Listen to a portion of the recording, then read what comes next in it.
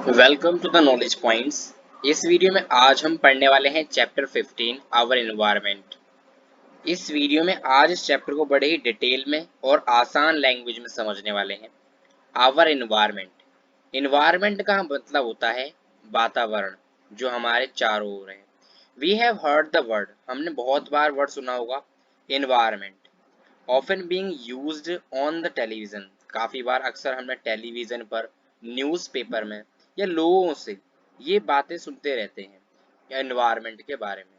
Our elders tell us the environment is not what it used to earlier.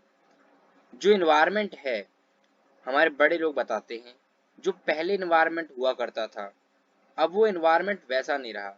Others से that we should work in a healthy environment, कुछ कहते हैं कि हमें काम करना चाहिए हेल्दी एनवायरनमेंट में। And global summits involving the development and developing countries are regular held to discuss environmental issues. अगर हम बात करें जो डेवलपिंग कंट्रीज हैं, जो डेवलप हो रही हैं, वो कंट्रीज अक्सर इस बात पे, इस मुद्दे पर बात करती रहती हैं, इस इशूज पे, इन्वायरमेंट के बात पे।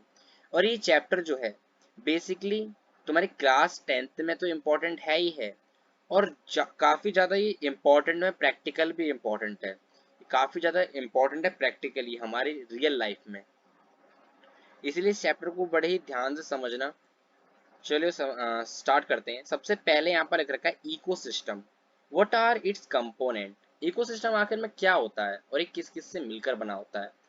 तो अगर मैं आसान लैंग्वेज में अगर तुम्हें बताऊं, बिना किताब की रटे रटाए, तो इकोसिस्टम का मतलब होता है कि एक ऐसा सिस्टम जिसके अंदर जो बायोटिक है। अब बोलोगे बायोटिक का, बायोटिक का मतलब होता है जो जीवित लोग हैं, जीवित जैसे कि प्लांट्स, एनिमल्स, एटसेट्रा एटसेट्रा। तो जो ये जीवित लोग हैं ये, और अबायोटिक, अबायोटिक का मतलब होता है नॉन लिविंग, जो मृत, जो जिंदा नहीं है, जैसे कि पहाड़ हो गए, नदियां हो गई, रिवर्स, और भी काफी एग्जाम्पल हैं, जैसे कि एयर हो गया।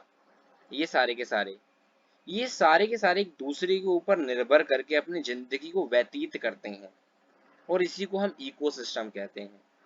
यहाँ लिख रखा है, आप किताब की डेफिनेशन पढ़ लेते हैं।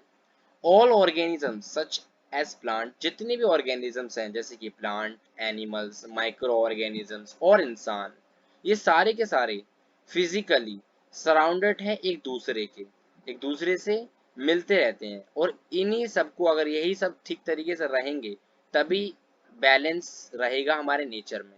मतलब नेचर में हर एक चीज इम्पॉर्टेंट है और हर एक चीज एक दूसरे पे निर्भर करती है।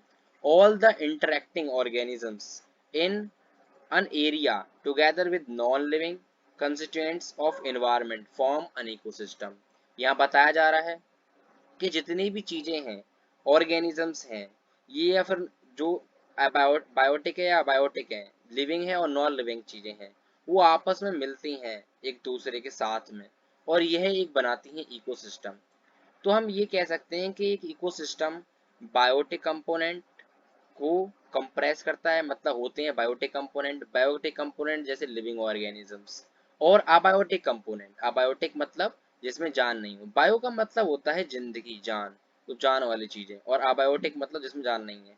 ऐसे कंपोनेंट आपस में मिलते हैं और फिजिकल फैक्टर्स बनाते हैं, जैसे कि टेम्परेचर, रेनफॉल, विंड, सॉइल। ये जो टेम्परेचर है, रेनफॉल है, विंड है, सॉइल है, मिनरल्स हैं, ये सारे के सारे क्या हैं, अबायोटिक फैक्टर्स हैं, अबायोटिक कंपोनेंट्स हैं। तो जो बायोटिक है और अबायोटिक है, ये आपस में मिलते हैं और इससे जो लिविंग ऑर्गेनिजम्स हैं वो सरवाइव करते हैं, और इसी को एक इकोसिस्टम कहा जाता है। For example, if visit a garden, अगर तुम एक गार्डन में जाते हो तो तुम वहां पर देखोगे अलग अलग प्लांट्स होते हैं, घासें होती हैं, पेड़ होते हैं, फ्लावर्स होते हैं, किसी पे कोई फ्लावर्स भी अलग अलग होते हैं, जैसे रोज का है, कोई जैस्मीन का है, सनफ्लावर है। जानवर होते हैं लाइक फ्रॉक्स, इंसेक्ट हो गया, बर्ड्स, पक्षी हो गए। ये जितने भी लिविंग ऑर्गेनिजम्स हैं वो एक दूसरे के से इंटरेक्ट करते हैं, एक दूसरे से काम में आते हैं, और उनकी जो ग्रोथ होती है वो एक दूसरे की हेल्प से होती है। रिप्रोडक्शन एंड अदर एक्टिविटीज, जो रिप्रोडक्शन है या फिर कोई दूसरी एक्टिविटीज हैं, affected by abiotic component of ecosystem. ये सारी की सारी अबायोटिक से अफेक्ट होती हैं किसी न किसी तरीके से। मतलब जितने भी लिविंग ऑर्गेनिजम्स हैं, हम सबको किसी न किसी तरीके से अबायोटिक की भी नीड होती है ताकि इकोसिस्टम बन सके। जैसे कि एयर, अब एयर जो है एक अबायोटिक कंपोनेंट है, पर एयर में जो ऑक्सीजन होती है वो लिविंग ऑर्गेनिजम्स के लिए बहुत ज़्यादा इम्पोर्टेंट है। सो अ गार्डन इज एन इकोसिस्टम। तो हम ये भी कह सकते हैं कि जो गार्डन है वो भी एक प्रकार का इकोसिस्टम है, क्योंकि वहां पर भी चीजें एक दूसरे के ऊपर निर्भर हैं। इंसेक्ट वगैरह, बर्ड्स वगैरह, ये कैसे एक दूसरे के ऊपर निर्भर हैं। फ्रॉग्स जो होता है वो फ्रॉग, अब एक बात मैं आपको एग्जांपल देता हूँ। जैसे कि अगर मैं बोलूँ कि घास है और ग्रास को जो है ग्रास हॉपर्स खा लेता है उसको, और जो ग्रास हॉपर्स है उसको जैसे इंसेक्ट वगैरह हो गए ये सब खा लेते हैं घास को, और इसको फ्रॉक्स वगैरह खा लेता है, और उसको हम देखा जाए तो सांप वगैरह खा लेता है, और सांप को बर्ड्स जैसे ईगल वो खा लेता है। तो ये एक दूसरे के ऊपर इंटर डिपेंडेंट है, एक दूसरे के ऊपर डिपेंडेंट है, और इसी को इकोसिस्टम कहते हैं। अब जो इकोसिस्टम है वो आगे चल के दो भागों में डिवाइड हो जाता है। एक आर्टिफिशियल इकोसिस्टम का मतलब होता है जो इंसान द्वारा बनाया गया, जैसे गार्डन वगैरह हो गया या क्रॉप फील्ड्स वगैरह हो गए, ये सारे के सारे इकोसिस्टम हैं ऐसे जो इंसानों ने बनाए हैं। और कुछ होते हैं इकोसिस्टम जो नेचुरली होते हैं, जैसे कि फॉरेस्ट वगैरह हो गए या पॉन्ड्स वगैरह, लेक्स वगैरह, ये नेचुरल है, प्राकृतिक है। तो ये दो प्रकार के इकोसिस्टम हो गए। तो इसमें हमने जाना इकोसिस्टम के बारे में। अब हम आगे चलते हैं।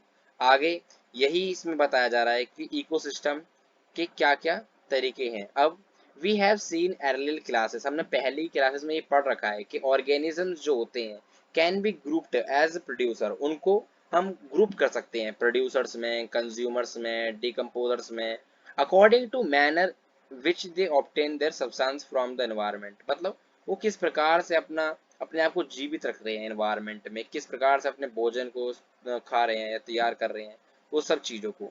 तो हम एक एक करके इसमें डिटेल में बात करते हैं। प्रोड्यूसर्स क्या होते हैं? तो प्रोड्यूसर्स ऐसे जीव होते हैं, ऑर्गेनिजम्स होते हैं जो अपना भोजन स्वयं बना सकते हैं। जैसे कि प्लांट्स हो गए, ट्रीज हो गए। जो ट्रीज और प्लांट्स हैं ये अपना भोजन खुद बना सकते हैं फोटोसिंथेसिस प्रक्रिया द्वारा। फोटोसिंथेसिस एक प्रकाश संश्लेषण, हिंदी में कहते हैं उसको प्रकाश संश्लेषण, और इंग्लिश में कहते हैं फोटोसिंथेसिस।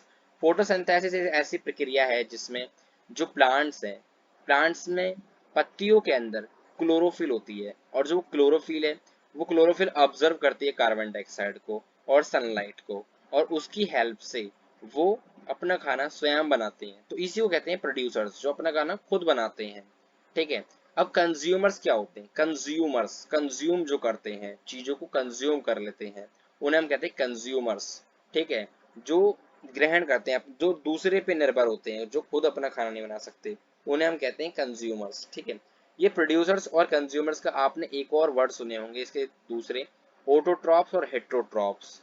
तो प्रोड्यूसर्स को ही ऑटोट्रॉप्स कहा जाता है। Autotrophs means the organisms which can make their own food by their own self, वो प्रोड्यूसर कहलाते हैं। मतलब जो अपना खाना खुद बना लेते हैं। कंज्यूमर्स जो दूसरे पे डिपेंडेंट होते हैं, डायरेक्टली या बोलो इनडायरेक्टली।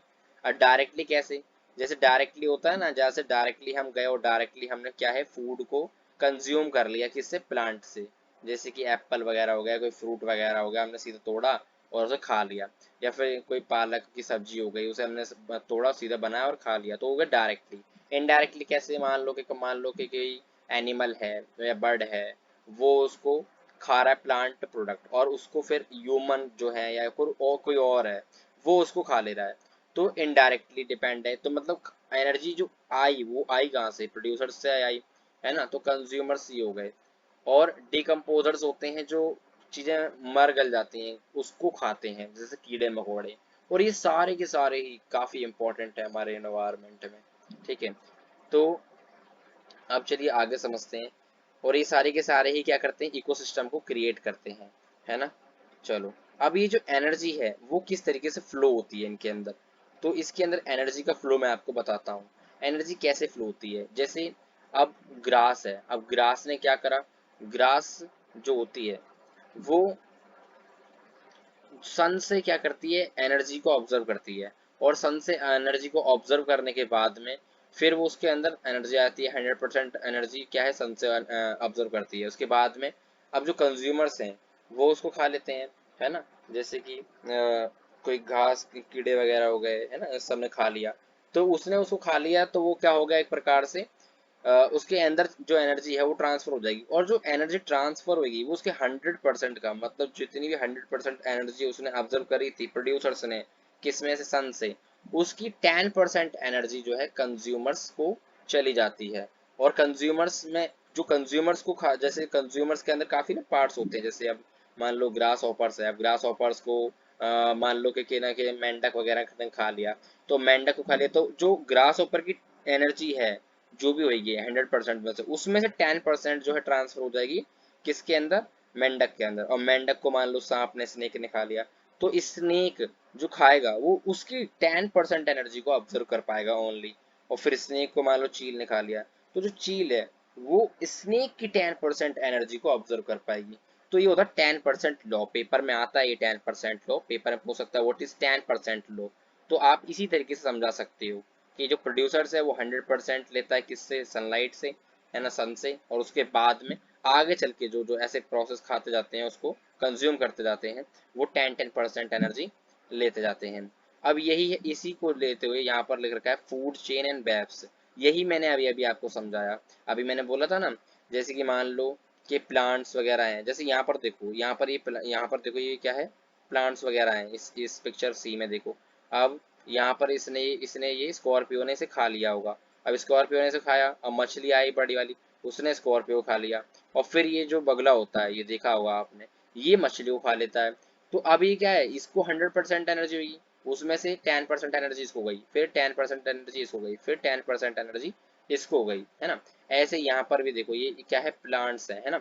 अब ये ट्रीज है, ट्रीज, अब ट्रीज को क्या खाता है, हिरण खा लेता है, हिरण, है ना, डियर। अब ये डियर ने खा लिया तो इसकी जो है, इसमें से 10% एनर्जी गई होगी। और फिर क्या है, लायन है, लायन जंगल का शेर, अब ये इसको खा लेगा। अब जब ये इसको कंज्यूम कर लेगा तो ये क्या है, इसकी 10% एनर्जी इसके अंदर जाएगी। ऐसे यहाँ पर ये देख सकते हो, यहाँ पर ये प्लांट है, ये ग्रास हॉपर है, मैंने जो अभी बताया था ना तुम्हें एग्जाम्पल, ग्रास हॉपर ने इसको खा लिया। अब घास वास को खाया इसने, अब ये मेंढक ग्रास हॉपर को खा जाएगा, है ना। अब फिर ये जो स्नेक है ये इस मेंढक को खा जाएगा। और फिर ये चील है, वो चील इस मेंढक इसको खा लेगी, है ना, इस स्नेक को खा लेगी। तो 10% तो पहले तो ये लॉ भी समझ गए आपकी, ये 10% एनर्जी इसमें जाएगी कैसे।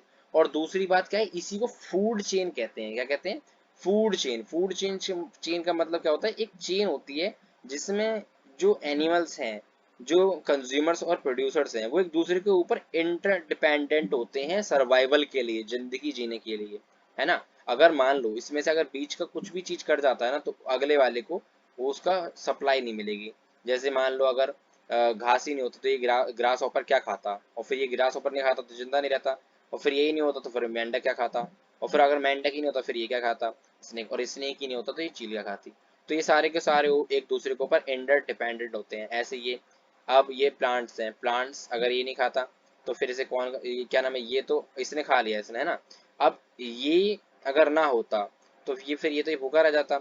अगर मान लो कोई और दूसरे एनिमल्स नहीं होते जिसको ये लायंस खा लेता है ना, तो अगर ऐसा ना होता तो फिर ये क्या, चेन टूट जाती और फिर इस दुनिया में नहीं चल पाता काम। तो क्या होता, केमिकल एनर्जी ये सब में जो जा रही है ना, ये ऐसे जा रही है एनर्जी, इसे कहते हैं केमिकल एनर्जी जा रही है। कौन सी एनर्जी, केमिकल एनर्जी, है ना। सनलाइट से पहले सनलाइट एनर्जी, सन एनर्जी है इसमें, और इसके बाद में जो भी एनर्जी आगे ट्रांसफर हो रही है उसे केमिकल एनर्जी कहा जाता है, ठीक है। तो आई होप आप फूड चेन समझ गए होंगे, है ना, फूड चेन क्या होता है, ठीक है।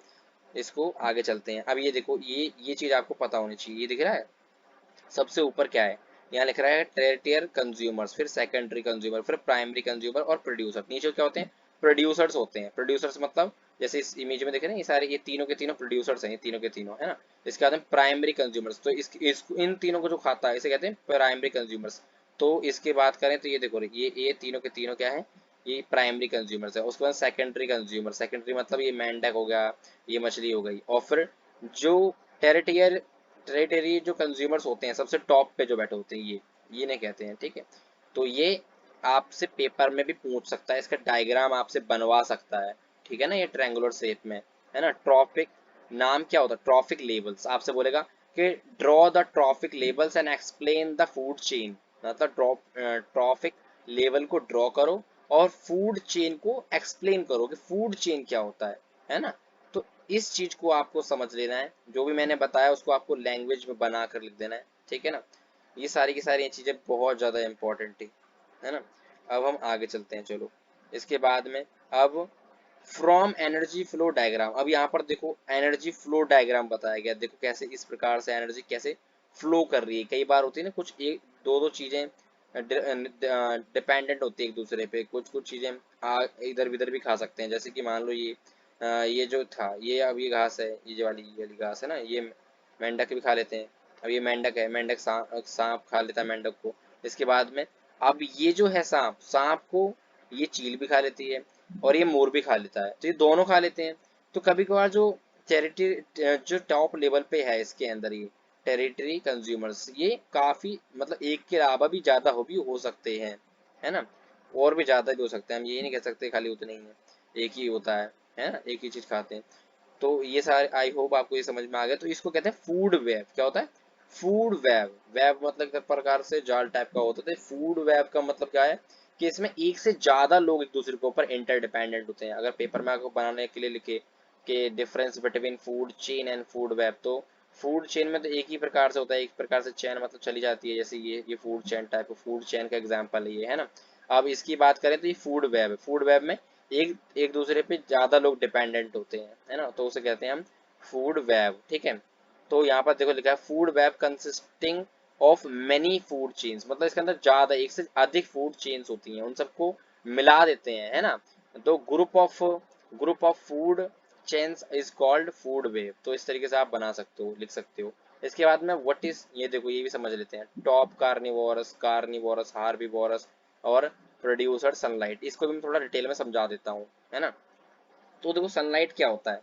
सनलाइट क्या होता है ये तो आपको पता ही है, इसमें मेरे को बताने की जरूरत ही नहीं है। सनलाइट तो है ना, सन से आती है जो एनर्जी, वो सन एनर्जी कहलाती है। तो diagram showing flow of energy in an ecosystem, मतलब किसी भी इकोसिस्टम के अंदर, है ना, कैसे एनर्जी फ्लो होती है, जाती कैसे है, एनर्जी फ्लो कैसे होती है। तो जैसे ये सनलाइट है, सनलाइट क्या करते हैं, प्रोड्यूसर्स यूज करते हैं सनलाइट, है ना। और फिर प्रोड्यूसर्स को हार्बीवोरस, हार्बीवोरस मतलब जो ग्रास हो गया, डियर ग्रास ऑपर हो गया, डियर हो गया, ये जो मतलब घास या पेड़ पौधों को खाते हैं उन्हें हार्बीवोरस कहते हैं, ठीक है। जो खाली बस प्रोड्यूसर्स के ऊपर डिपेंड होते हैं।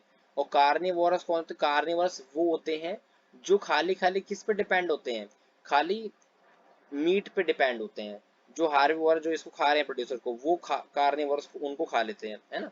हार्बीवोरस को खा लेते हैं एनिमल्स को, कार्निवोरस। तो कार्निवोरस खाली मीट पे डिपेंडेंट होते हैं। और टॉप कार्निवोरस मतलब जो जिसको कोई और नहीं खाता, जैसे यहाँ पर लोग लोयन जो है टॉप कार्निवोरस है ना। देखो ये सब टॉप पे है एकदम, है ना, इसको और कोई नहीं खाता, है ना। तो ये टॉप कार्निवोरस है, समझ गए। तो आई होप ये भी समझ गए कि कैसे एनर्जी में एनर्जी फ्लो होती है ना। आगे चलते हैं, चलो आगे। And this one of the base which they enter the food chain as, तो ये सब वही वाली बातें बता रहा है जो मैंने अभी आपको बता दी, समझा दिया है ना। फिनोमेना समझ में आ गया होगा आई होप, ठीक है ना। काफी सारी चीजें ना मैं अपने अपने शब्दों में बता रहा हूँ, वो सारा कुछ वो लिखा हुआ है। तो देखो यहाँ पर क्वेश्चन भी आ गया, यहाँ पर क्या लिखा है, व्हाट आर ट्रॉफिक लेवल्स, देखो आ गया ना। अभी मैंने समझाया था आपको, ट्रॉफिक लेवल समझाया था ना। हाँ, गिव एन एग्जाम्पल बोल रहा है कि एक एग्जाम्पल भी दो फूड चेन का, और स्टेट उसको बताओ, समझाओ डिफरेंट टॉपिक लेबल्स। देखो जस्ट मैंने थोड़ी देर पहले ये क्वेश्चन अपने मन से बना के बोला था, और यही क्वेश्चन आ गया इस वाले में, है ना। अभी अभी बोला था ना मैंने ये वाला कि ये बोल देगा और बोलेगा फूड चेन को समझाओ। तो देखो जस्ट वही वाला क्वेश्चन अभी आ गया, है ना। ये मैंने क्वेश्चन वाकई में देखा नहीं था, और फिर भी देखो वही आ गया। तो इसी प्रकार से क्वेश्चन कैसे बनते हैं, जो भी हमने पढ़ा है उसी का क्वेश्चन बना दिया जाता है। अब यहाँ क्या लिखा गया, what is the role of decomposer in ecosystem. चलो मैं ये समझा देता हूँ, मैंने शायद समझाया नहीं ना आपको ये। तो ये क्या होता है, अब इकोसिस्टम के अंदर डीकम्पोजर्स का क्या रोल होता है, क्या इंपॉर्टेंस है उसका, है ना, ये समझाता हूँ बड़ी डिटेल में। अब इको देखो डीकम्पोजर्स होते कैसे, पहले तो ये समझ लेते हैं। तो जो कीड़े मकोड़े होते हैं ना, कीड़े मकोड़े जो लग जाते हैं डेथ बॉडी वगैरह में लग जाते हैं, उसको कंज्यूम कर लेते हैं, वो होते हैं डीकम्पोजर्स, ठीक है। अब इनका इकोसिस्टम में क्या इंपॉर्टेंस है, तो देखो अब मान लो कि हमारे इन्वायरमेंट में कहीं कुछ कोई जानवर मर गया, जैसे कैट मर गई, डॉग मर गया, फिर मान लो कोई भी मर गया, मान लो है ना, कोई डेथ हो गई किसी एनिमल की। तो क्या करते हैं, डिकम अब वो सड़ जाएगा, सड़ने के बाद में काफी बदबू फैलाएगा, तो उससे एयर पोल्यूशन होगा। और उसके आसपास में जो ह्यूमन बींग्स रह रहे हैं वो क्या होगा, पॉल्यूटेड हो जाएंगे और उनको बीमारी लग सकती है काफी। तो डिकम्पोजर्स क्या करते हैं, उनको खा लेते हैं। और जब उनको खा लेंगे अगर, तो उससे क्या फायदा होगा, उससे बदबू नहीं आएगी, ज्यादा बढ़ेगी नहीं, वो खत्म हो जाएगा, है ना। कुछ आप देखते हो कि जैसे मान लो कोई एनिमल मर गया तो आप थोड़े दिनों बाद देखोगे कि वहाँ पे हड्डी हड्डी बचती है, तो जितने मांस हो गया वो डिकम्पोजर्स खा जाते हैं। तो क्या एक तरफ से साफ ही तो कर रहे हैं ना हमारा इकोसिस्टम, हमारा जो एनवायरनमेंट है उसको साफ ही तो कर रहे हैं, इसीलिए इनका बहुत इंपॉर्टेंट रोल है। तो यही आपको समझा देना है ना। आई होप आप समझा पाओगे, जो भी मैंने बोला उसको आपको बस अपनी लैंग्वेज में बना के लिख देना है। How do our activities affect the environment, अब हमारी एक्टिविटीज डे टू डे की वो इन्वायरमेंट को कैसे खराब करती जा रही है ना। आपने बहुत बार ये वर्ड सुना होगा, इन्वायरमेंट इशूज, ग्लोबल वार्मिंग हो रही है, ओजोन लेयर का में छेद हो गया, ये सब क्या है, इसके बारे में डिटेल में जानते हैं, है ना। How do our activities affect the environment, चलो इसके बारे में समझते हैं। तो अब आप समझोगे कि एनवायरनमेंट के अंदर ये ओजोन लेयर क्या है। ये O3 होती है, O3 मतलब ऑक्सीजन की, और ओ ऑक्सीजन के 3 एलिमेंट को मिला के बनती है ओजोन लेयर। अब ये करती क्या है, तो जो सनलाइट से अल्ट्रा वायलेट रेज निकलती हैं, बहुत खतरनाक रेज, अल्ट्रा वायलेट रेज जो हमारे स्किन पे अगर पड़ जाए ना, यूवी रेज कहते हैं अल्ट्रा वायलेट रेज, मतलब मैं अपने शॉर्ट में बता रहा हूँ, यहाँ पर यूवी लिख रखा है अल्ट्रा। हाँ, तो अल्ट्रा रेडिएशन होती है ये। तो ये क्या होती है, तो अल्ट्रा वायलेट रेज जो होती है ना, ये हमारे स्किन कैंसर का कारण बनती है, हमारी स्किन खराब कर देती है ये, है ना। तो अब इसको ना वापस पहुंचा देती, मतलब उसको डिफ्लेक्ट, मतलब उसको रिफ्लेक्ट कर देती हैं और आने नहीं देती, इंटर नहीं करने देती हैं। एक तरफ से ओजोन लेयर क्या करती है, एक तरफ से जैसे सुपर पावर बना के भेजी है भगवान ने, है ना। हमारे चारों मतलब हमारे पूरे वर्ल्ड के अंदर ऊपर में से पूरे में ओजोन लेयर है ना। और ओजोन लेयर क्या काम करती है, जो अल्ट्रा वायलेट रेज है उसको एंटर नहीं करने देती है, अंदर नहीं आने देती है, और जिससे काफी अभी हम आराम से फील तरीके से अच्छे से कंफर्टेबली रह रहे हैं, है ना। अब ये फिर अब हम इसके बारे में पढ़ ही क्यों रहे हैं, ये तो अच्छी चीज, चलो ये तो चलो जानकारी के लिए हमने जान लिया। पर अब ना ये धीरे धीरे ना खराब हो रही है ओजोन लेयर। अब हमारी कैसे खराब हो रही है, हमारी डे टू डे एक्टिविटीज के कारण। अब वो एक्टिविटीज क्या हैं, जैसे एक वर्ड है क्लोरोफ्लोरोकार्बन, ये एसी वगैरह से निकलता है, एसी से, है ना। अभी जो एसी वगैरह से निकलता है ना, ये ओजोन लेयर को खराब कर देता है, ओजोन लेयर को बेकार कर देता है ना। तो ये एक प्रकार से, अब ये जो ओजोन लेयर हट गई, अगर खराब हो गई ओजोन लेयर, तो क्या है, अभी पता है अंटार्कटिका में, अंटार्कटिका ही है शायद, अटलांटिका है, अंटार्कटिका ही है। तो वहां पर क्या है, वहां पर छेद भी हो गया है ना। वहां पर छेद हो रखा है ओजोन लेयर में, वो क्यों हुआ, इसी कारण हुआ, वो फर्स्ट टाइम इसी वजह से हमने इसके और जो इशूज हैं इसको हमने चैप्टर में डाला अपने 10th क्लास में, इसीलिए इम्पोर्टेंट है इसी बात को समझने के लिए ओजोन लेयर को, है ना। तो अब ये तो पता लग गया भाई कि ओजोन लेयर हमारे लिए क्यों इम्पोर्टेंट है ना। अब और ये कैसे इफेक्ट होती है, तो क्लोरोफ्लोरोकार्बन मैंने बता दिया आपको, है ना। और ये किस किस से बनती है, तो ऑक्सीजन की 3 एलिमेंट से, और 2 ऑक्सीजन की ये देखो एलिमेंट दिख रही हैं, और ये एक तो O3 होती है ओजोन का फॉर्मूला, है ना। ये एटमॉस्फेयर में क्या काम करती है ये मैंने आपको समझा दिया, है ना। आई होप आपको समझ में आ गया। देखो यहाँ पे लिखा है क्लोरोफ्लोरोकार्बन, दिखा है क्लोरोफ्लोरोकार्बन, CFC, इसकी फुल फॉर्म भी पूछ लेता है 1 नंबर में। तो ये क्या है, धीरे धीरे यूनाइटेड नेशन एनवायरनमेंट प्रोग्राम ने ये समझाया कि भाई इसमें ये खराब हो रही है, और ये क्लोरोफ्लोरोकार्बन की वजह से खराब हो रही है ना। और इसका लेवल काफी बढ़ता जा रहा है ना। और ये निकलती कैसे है, अब तो हम जो ये रेफ्रिजरेटर वगैरह, फ्रिज वगैरह या एसी वगैरह इस्तेमाल करते हैं, ये इससे निकलता है। अभी पता है तुम्हें एसी वगैरह कितनी ज्यादा लोग यूज करने लग गए हैं, है ना, आज के एनवायरनमेंट में। तो ये इसी से जो गैस निकलती है जहरीली, यही क्या नाम है, हमारे ओजोन लेयर को खराब करती जा रही है। अब इस चीज को फिर हमें मैनेज भी करना है। तो इस चीज को, इसी इशू को, इसी के मारे आजकल अभी देखो नए नए प्रोग्राम चलाए जाते हैं अभी, इसीलिए ये 10th क्लास में भी जाना, ताकि हम इसको जान सकें और इसके बारे में कुछ कर सकें, है ना, सही तरीके से। अच्छा, ये थोड़ा ये तो आप समझ गए होंगे, है ना। चलो आगे चलते हैं फिर। अब यहाँ पर लिख रखा है मैनेजिंग गार्बेज वी प्रोड्यूस। अब हम, पता ही है भाई, इंसान लोग हैं, इंसान काफी ज्यादा कूड़ा तो फैलाता ही है। अब इसको मैनेज कैसे करें, है ना, मैनेज करना बहुत इंपॉर्टेंट है। क्योंकि जो हम गार्बेज ऐसे फेंकते रहते हैं, ये अगर ज्यादा मात्रा में हो गया है ना, कूड़े के ढेर ज्यादा लगे, तो वो भी हमारे लाइफ के लिए बहुत ज्यादा, बहुत बेकार है। तो वी हैव, तुमने ये, हमने ये चैप्टर में लाइफ प्रोसेस में ये पढ़ा था हमने, कि food we eat is digested by various enzymes in our body. मतलब हमारी बॉडी के अंदर काफी एंजाइम्स होते हैं, वो हमारी बॉडी में डाइजेशन का काम करते हैं और इस वजह से क्या नाम लाइफ प्रोसेस अच्छे से चलता रहता है ना। Have you ever wondered why the same enzyme does not break down the everything we eat. मतलब क्या तुमने ये सोचा है कि जो भी हम खाते हैं वो सारा का सारा कुछ एंजाइम सब कुछ क्यों नहीं पचा लेते, है ना। Enzymes are specific in their action, specific enzymes needed for break down particular substance. That is why we will not get any energy if we try to eat a coal. Because of this, may human-made material like plastic will not be broken down by the actions of bacteria or other saprophytes। अब देखो ये बहुत important बात है। अब जैसे कि हमारी बॉडी में जितने भी एंजाइम्स हैं उनका एक पर्टिकुलर वर्क है, भाई यही चीज तुम्हें करना है। मतलब अगर जैसे किसी का प्रोटीन का काम है, प्रोटीन को पचाने का, है ना, किसी का पैकेजिंग का काम है, किसी का कुछ किसी और का काम है जो पेप्सिन होता है, तुमने सुना होगा इसके बारे में भी है। तो हर किसी के एंजाइम्स का काम अलग अलग बट रखा है और वो एक ही काम करते हैं जो बट रखा है काम। अब अगर हम कोयला खा लें तो हमारी बॉडी कोयले को तो नहीं पचा सकती ना, है ना। इसी प्रकार से जो बैक्टीरिया होते हैं ना, वो बैक्टीरिया जो प्लास्टिक को करते हैं, जैसे तुमने सुना होगा ना सिंगल यूज प्लास्टिक चल रहा है, ये क्यों चल रहा है इतना।